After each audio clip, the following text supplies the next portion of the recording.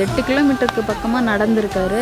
Channel இதில் காமிக்கிறாங்களா daily, அதில் பார்த்துட்டு மனசு வெந்து போச்சு. இன்னைக்கு காலையில் வீட்டில் போக வேண்டாம் நாங்கள் அங்கே போய் பார்த்தப்ப தலை ஒன்னாட்டி சுற்றி பெசராக இருக்குதா, எல்லாம் வீடு ரெண்டும் போயிடுச்சு. அப்புறம் என்ன பண்ணுறது, வீடும் பிள்ளைகள்லாம் போயிட்டாங்களா, கழிவுன்னு இருந்து அதுவும் போயிடுச்சு.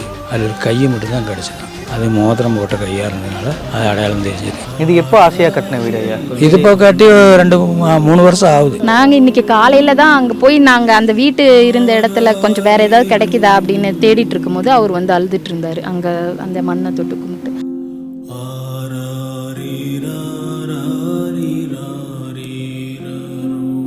இந்த மாதிரி நடக்க போகுதுன்னு அன்னைக்கே அவங்க கோயிலில், மாரியம்மன் கோயிலில் சொன்னாங்களாம், ஆறு மூடி போகும், இந்த கோயிலில் எடுத்துக்கிட்டு போயிடும் அப்படின்னு பண்டு காலத்தில் சொன்னாங்களாம் சாமி. இது நம்ம சொந்தக்காரர் ஒரு கடுதாசி, அந்த கடுதாசி இருக்கிறவங்க போயிட்டாங்க.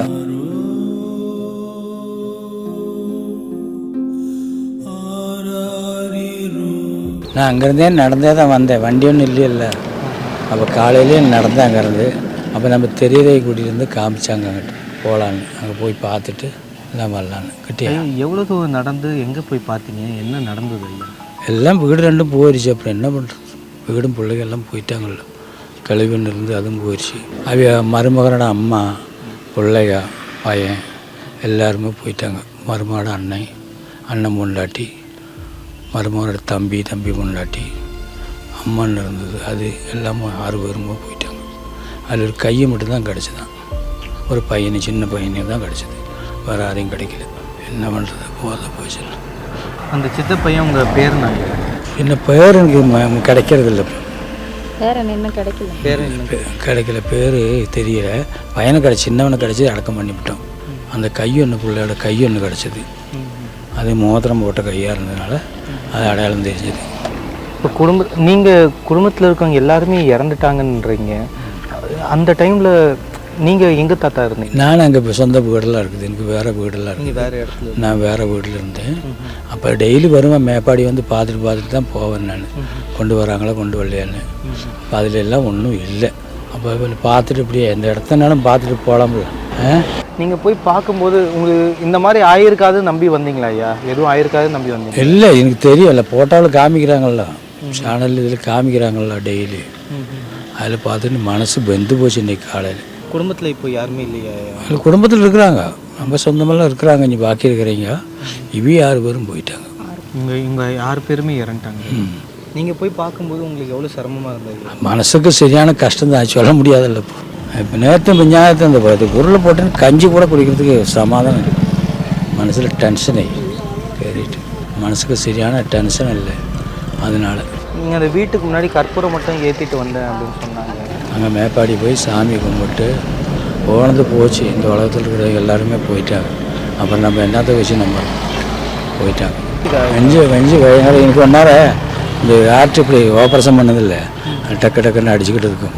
அதனால் மெதுவாக வண்டி வந்தால் கூட போகலான்ட்டு அப்படியே நடந்து வந்தேன். அங்கே போய் பார்த்தப்ப தலை ஒன்னாட்டி சுற்றி பெசராக இருக்குதா, பெசருக்குதில்ல, அதனால் பெசர வேறு, நெஞ்சடிப்பு வேறு. என்னோட வீட்டில் போக வேண்டாம் நாங்கள். இப்போ பிள்ளை கூப்பிட்டுக்கிட்டு இருக்காங்க, போய் பார்க்க வேண்டாம், போனது போட்டு அப்படி. ஒரு சொந்தக்கார பையனோட கடுதாசி மட்டும்தான் கிடச்சிது, வேறு ஒன்றும். இந்த வீட்டில் லெட்டர் மட்டும் வச்சிருக்காரு. இந்த கடுதாசி காட்டுங்க. இது நம்ம சொந்தக்கார ஒரு கடுதாசி, அந்த கடுதாசி இருக்கிறவங்க போயிட்டாங்க. அதில் ஒரு பிள்ளை மட்டும்தான் அங்கே மேப்பாடி இருக்குது.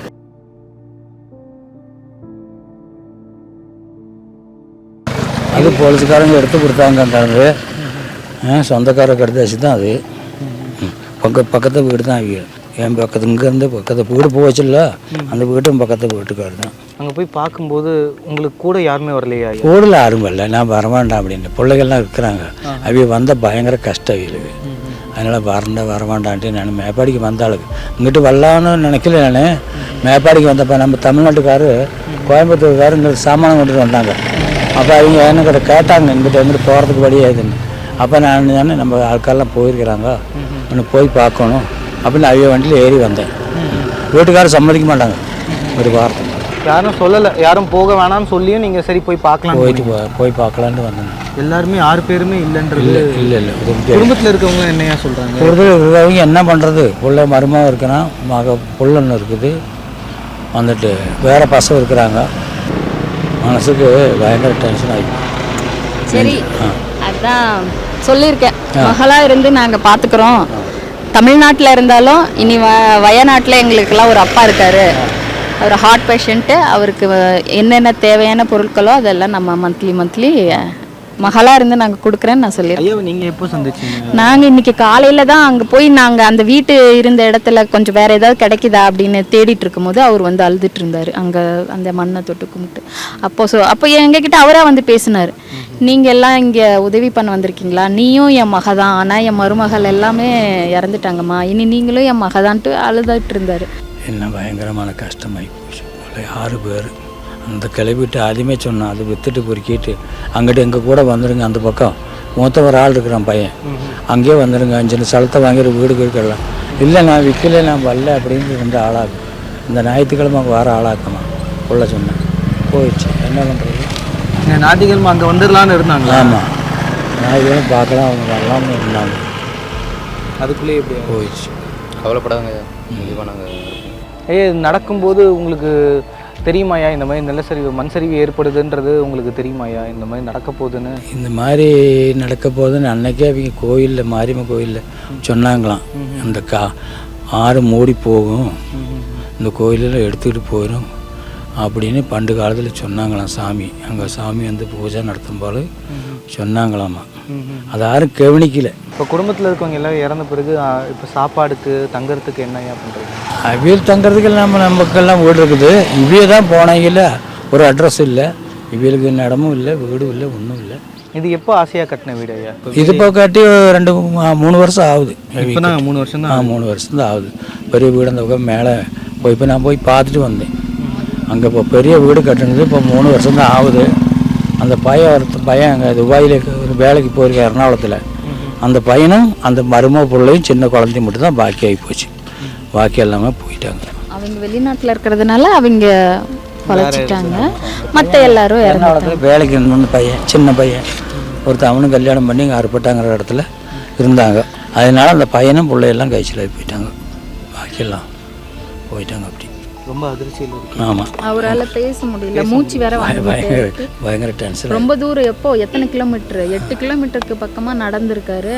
அந்த இடத்த வந்து பார்த்துருக்காரு. அதுக்காக இன்னைக்கு 8 கிலோமீட்டர் நடந்து வந்து ரொம்ப நடந்தே வந்திருக்காரு இல்லையா? நான் கோயிலுக்கு போகிறேன், கோயிலுக்கு போயிட்டு வர மட்டும் அங்கேருந்து வீட்டிலேருந்து வந்தாரு. அவங்க இருக்க மாட்டாங்க தெரிஞ்சும் நீங்கள் நடந்தோம் பார்த்துட்டு அதுக்கு அந்த வீடையாவது பார்க்கணும். வீட்டை பார்க்கறதுக்கு அந்த இடத்த நான் பார்த்துட்டு போகலாம்ல அப்படின்னு வந்தாங்க. அந்த வீடும் இல்லை, அந்த இடம் மட்டும்தான். இடம் மட்டும்தான். இப்போ தோண்டிக்கிட்டு இருக்கிறாங்கல்ல. நான் நாளைக்கு வந்துடுவேன். ஃபோன் எடுக்கணும். நான் ஃபோன் பண்ணிட்டேன், எடுத்துட்டு வந்து எல்லாம் எங்கே கொடுக்குறேன்ட்டு ஃபோன் பண்ணுறேன். நீ எங்கே வர சொன்னாலும் நான் வந்துடுவேன். சரியா?